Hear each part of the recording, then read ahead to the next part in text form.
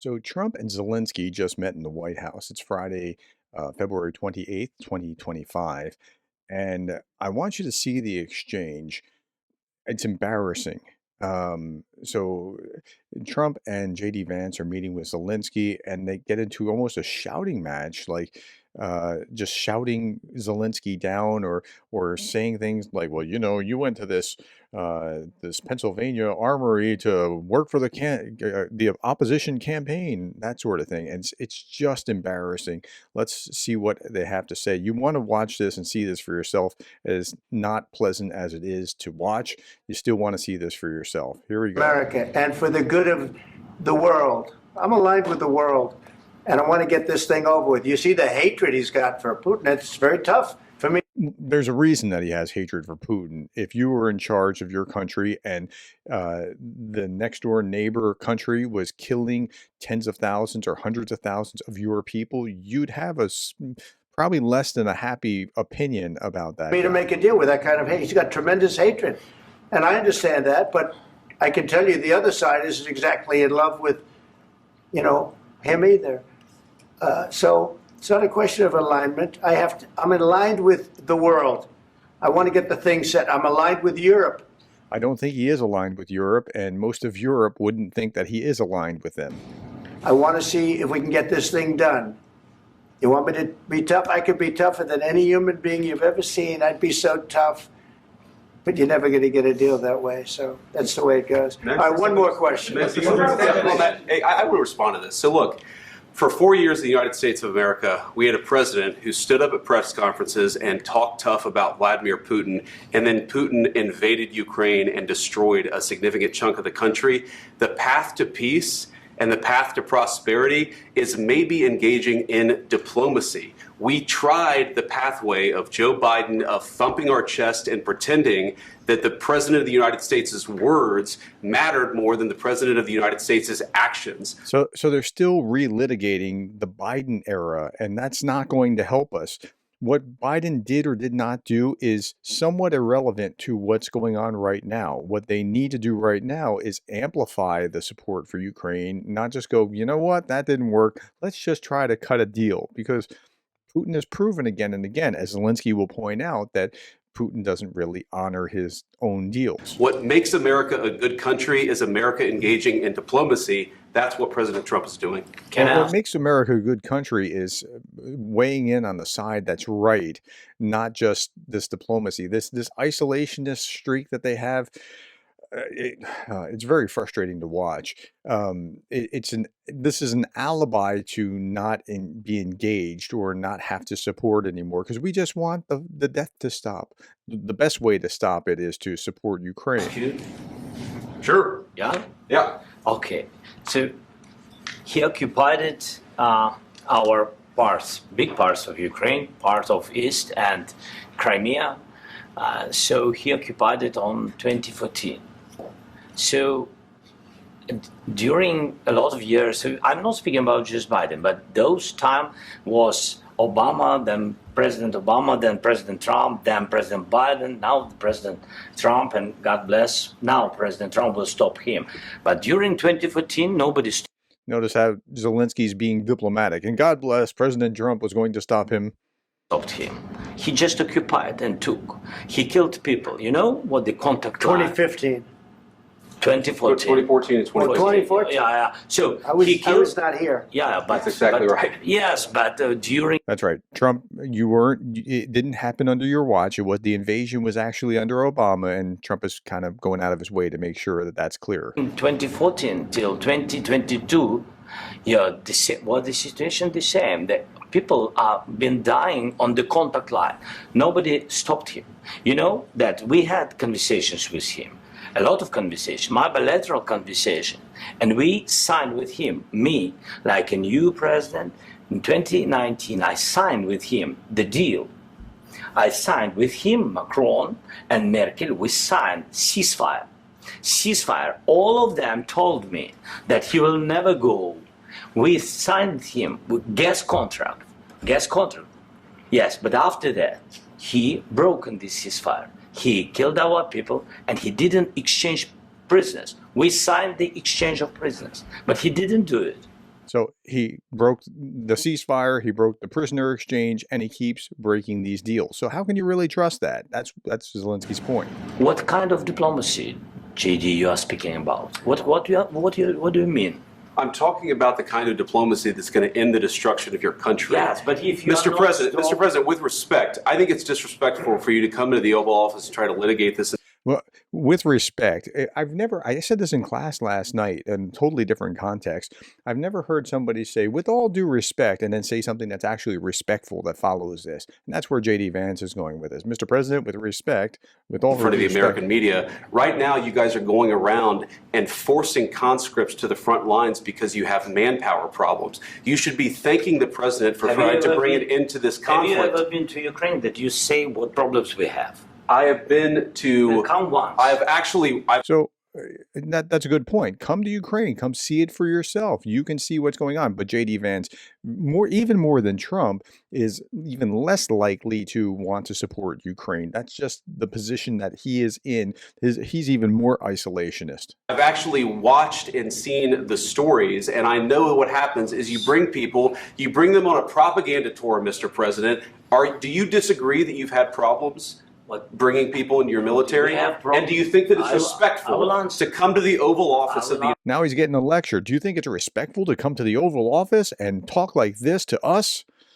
I'm very sad, folks. I'm very discouraged to see this the way, like, I've always talked about Trump as a wild card, and he could be good, he could be bad. Nowhere in my wildest imagination did I think that Zelensky would be in the Oval Office and he'd be getting a lecture from Trump and JD Vance. Like, that's even a wild card that I couldn't even have predicted. United States of America and attack the administration that is trying to prevent the destruction of your country. A lot of questions. Let's start from the beginning. Sure. First of all, during the war, everybody has problems. Even you, but you have nice ocean and don't feel now, but you will feel it in the future. God bless. You don't know that. God bless. God bless. You will not have a war. Don't tell us what we're going to feel. We're trying to solve a problem. Don't tell us. Yeah, that's really interesting that line that you have an ocean and you will feel it in the future, but no, don't tell us that. It's really interesting that triggered Trump. That's kind of an interesting thing that's what got what we're going to feel. I'm not telling you. Because you're in no position to dictate that. That's Remember exactly what this. You're in no position to dictate what we're going to feel. You're in no position to dictate what we're going to feel. Okay, like, why the antipathy here? Like, what is going on here? Yeah. We're going to feel very good. You will feel influence. We're going to feel very good and very strong. You will feel influence. You're right now not in a very good position. You've allowed yourself to be in a very bad position, and he happens to be right about it. From the very beginning of the war. You're not in a good position. You don't have the cards right now. With us, you start having cards. Right now, you don't. You're playing cards. You're playing cards. You're gambling with. Okay, the way that Trump processes the world is who's got power, and he's looking at Zelensky as you don't have this power, or at least not without us, and that's what he's talking about. Lives of millions of people. You're gambling with World War III. You're gambling with World War III. Well, see, that's interesting.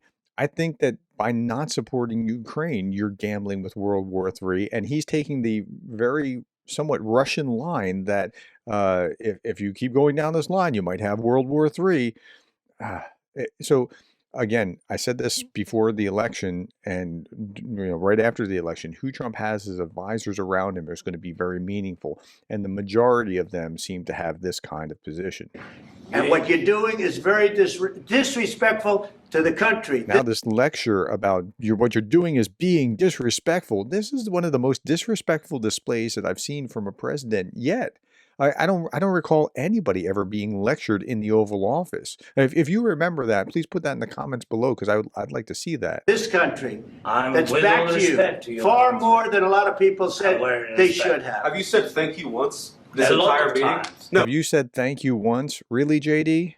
In this entire meeting, have you said thank you?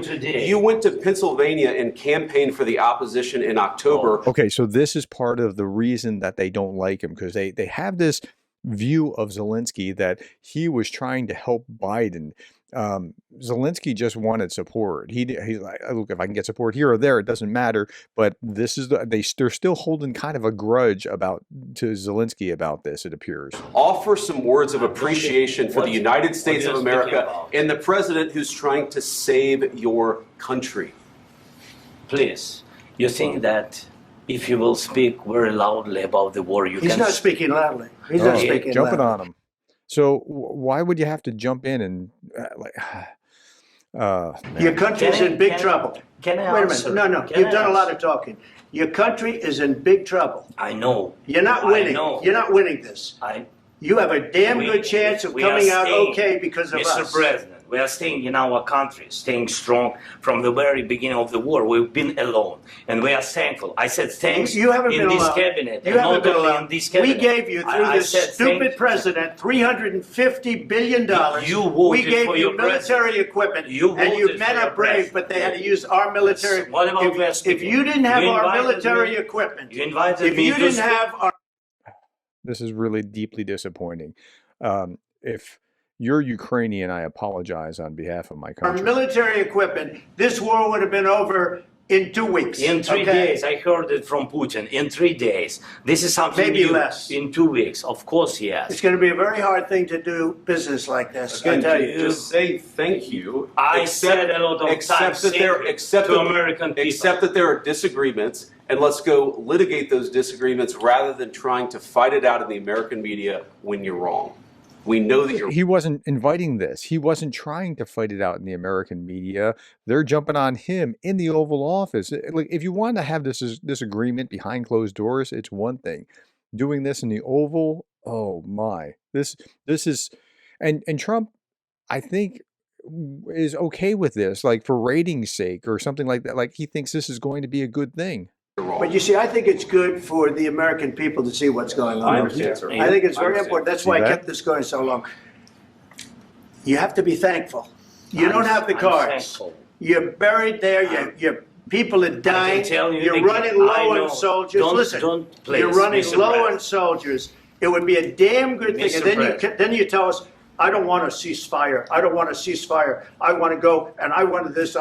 Look, if you could get a ceasefire right now, I tell you, you take it so the bullets stop flying and your men stop getting killed. Of course, we want to stop the war. But you're I saying said- you don't want a ceasefire. But I said to you, I want a with ceasefire. guarantees. Because you'll get a ceasefire faster than an agreement. ask our Yeah, with guarantees. And what guarantees do you have when you're the opposition, which is Putin, is just going to violate that again? people about ceasefire, what they think. That wasn't doesn't with matter me. for you what- that what wasn't this with me. means. It That was with wasn't a you. guy named Biden who was not a smart person. This That is was your, with, this that was is with your Obama. president. It was your president. Excuse me. That was with Obama, who gave you sheets, and I gave you javelins. Yes. I gave you. Now, that's actually a good point on Trump. That's one of the few places where Trump has made a good point. Obama gave him non-military aid, like blankets, and what Trump had done since then was actually arming them to the point where they were able to withstand in those first few days. The javelins to take out all those tanks. Obama gave you sheets. In fact, the statement is Obama gave sheets and Trump gave javelins. You got to be more thankful because let me tell you, you don't have the cards. With us, you have the cards. But without us, you don't have any cards. One more question to This is absolutely embarrassing. I mean, I've never seen a president berate another head of state in the Oval Office or anywhere like this before, and it's just you would think that Zelensky was the aggressor if you didn't know better, and that he was the one that has rolled into his neighbor's state as like he was some authoritarian dictator rolling over the neighbor state that's a democracy. I mean, wow. the Vice President. I'm sorry. It's going to be a tough deal to make because the attitudes have to change. What if Russia breaks ceasefire? What if Russia breaks peace talks? What do we do then? I understand that it's a Look at heated JD when there's conversation asking What right are this you question. saying? The question was, what if Russia breaks the ceasefire? And look at JD Vance's face. Let's just go back just a little bit as you hear that question. Russia breaks ceasefire. What if Russia breaks peace talks? What do we do then? I understand that it's a heated conversation right now. What are you saying? What She's if asking, Russia- what if if Russia Putin breaks the breaks ceasefire? What if anything? What if a bomb drops on your head right now? But they have Okay? weapons. What if I'm sorry? Okay, but yeah, I mean, it's probable that Putin will violate this again unless there are strong security guarantees, and that's what they Zelensky's broke saying. it? I don't know. They broke it with Biden because Biden, they didn't respect him. They didn't respect Obama. They respect me. But look, Let me tell you, Putin went through a hell of a lot with me. He went through a phony witch hunt where they used him and Russia. You ever hear of that deal? That was a phony. Okay, this is part of what's going on is that Trump reacts to the way that the left went after him about being somehow in cahoots with Russia in his first election. And the Mueller report finds that basically Russia was contaminating things, but not necessarily in league with Trump, but just sowing discord. And so Trump is reacting about that as much as he's reacting about the Biden administration and other things. Doesn't make it right, but this is trying to interpret what's going on. Okay. That was a phony Hunter Biden, Joe Biden scam. Hillary Clinton, Shifty Adam Schiff. It was a Democrat scam. And he had to go through that. And he did go through it. We didn't end up in a war. And he went through it. He was accused of all that stuff. He had nothing to do with it. It came out of Hunter Biden's bathroom. It came out of Hunter Biden's bedroom. It was this. Right. He's talking about that somehow the Bidens were behind the Russian collusion hoax and that he shouldn't have been impeached in this first impeachment because of this. So he feels a lot of animosity toward what's going on there, but that's also being dropped on Zelensky here now. Disgusting. And then they said, oh, the laptop from hell was made by Russia. The 51 agents. The whole thing was a scam. And he had to put up with that. He was being accused of all that stuff. All I can say is this. He might have broken deals with Obama and Bush, and he might have broken them with Biden. He did, maybe. Maybe he didn't. I don't know what happened. But he didn't break them with me. He wants to make a deal. I don't know if you can make a deal. But, if Putin broke a deal with a past head of the United States or with in the past with Zelensky multiple times, then that's kind of troublesome, right? The problem is I've empowered you to be a tough guy. And Okay, I don't so think this is dangerous right here. He's acting as if I withdraw my support, you can't actually make this go on. Let's hear this again. is I've empowered you to be a tough guy. And I don't think you'd be a tough guy without the United States. And your people are very brave. But you're either going to make a deal or we're out. And if we're out, you'll fight it out. I don't think it's going to be pretty, but you'll fight it out. But you don't have the cards. But once we sign that deal, you're in a much better position. But you're not acting at all thankful. And that's not a nice thing. I'll be honest, that's not a nice thing. All right, I think we've seen enough. What do you think? Huh? I think we've seen too much. I'm beside myself watching this. Tell me what you think. Put it in the comments below. Yeah, this is just, yeah. I never even saw something like this coming. I mean, I saw like, hey, he could go this way or that way, but this is just, wow. All right. Thank you for your time, the likes, the shares, the subscribes. Thank you for being the kind of person that cares about Ukraine.